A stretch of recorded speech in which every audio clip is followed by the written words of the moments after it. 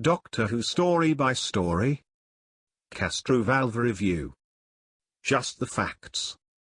Castrovalva is the name of a four-part Doctor Who story that was the first story of the programme's 19th season, broadcast from the 4th to the 12th of January 1982 in a new twice-weekly format.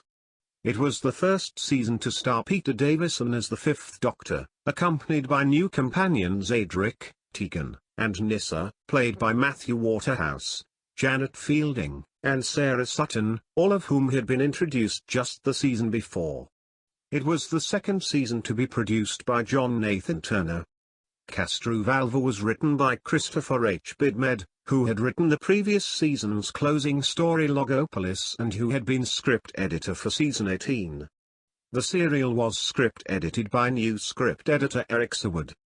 Music was composed by Paddy Kingsland, who had previously composed the music for Meglos, Full Circle, State of Decay and Logopolis in season 18 and would later provide music for the season 19 story The Visitation, the season 20 story Mordrin Undead and the season 21 story Francios. The serial was the first to be directed by Fiona Cumming, who went on to direct three more Fifth Doctor stories, Snake Eaters and Enlightenment for season 20 and Planet of Fire in season 21. Plot. Recovering from his regeneration, the Doctor and his companions are pursued by the Master, who seems determined to destroy his old enemy once and for all.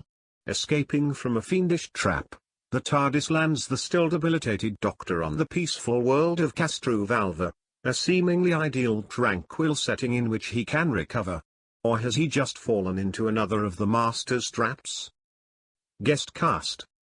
The major guest star of Castrovalva is of course Anthony Ainley as the Master, having taken over the role just 2 stories previously in The Keeper of Traken and been responsible for the Fourth Doctor's regeneration in Logopolis. Ainley had appeared in series such as The Avengers and The Palasters, but is most famous as the Master, appearing throughout the 1980s and opposite the 4th, 5th, 6th and 7th Doctors. Also appearing in Castrovalva is veteran British actor Michael Sheard, a character actor with decades in the business whose most iconic role was as the tyrannical teacher Mr. Bronson on school drama Grange Hill and who has appeared many times in Doctor Who including in the William Hartnell story The Ark, the Tom Baker stories Pyramids of Mars and The Invisible Enemy and the Sylvester McCoy story Remembrance of the Daleks. Derek Waring, who plays Shardovan in the story, is best remembered as Detective Inspector Goss in the long-running British police drama series Z-Cars, a role he played from 1969 to 1973. Trivia. Although Castrovalva is the first story to feature the Fifth Doctor, it was actually the fifth story that new Dr. Peter Davison recorded. For the first time in the series the lead actor is credited simply as the Doctor, rather than Doctor Who as had previously been the case. This season saw the show move from its traditional Saturday slot for the first time, being shown twice a week on Mondays and Tuesdays.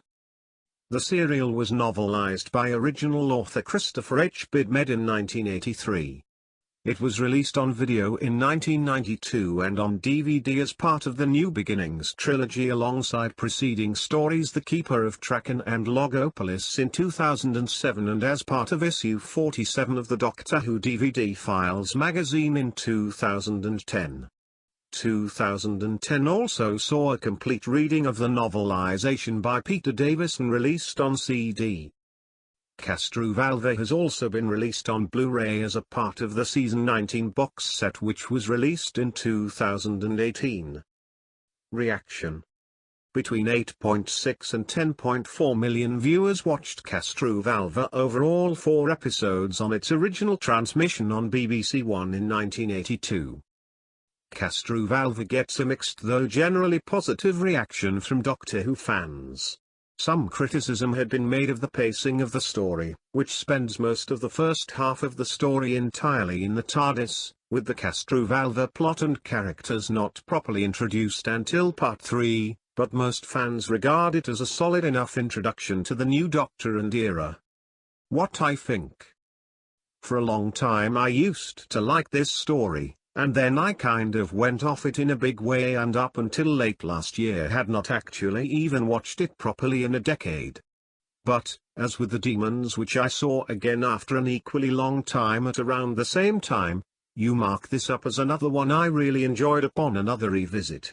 Oh, it has its flaws, dodgy pacing as always with Mr. Bidmed, but it's still far more engaging than either Traken or Logopolis, or Logoboris, as I call it, and frankly I rather enjoyed it this time and was able to remember why I used to like it in the first place. I give Castrovalva a strong B.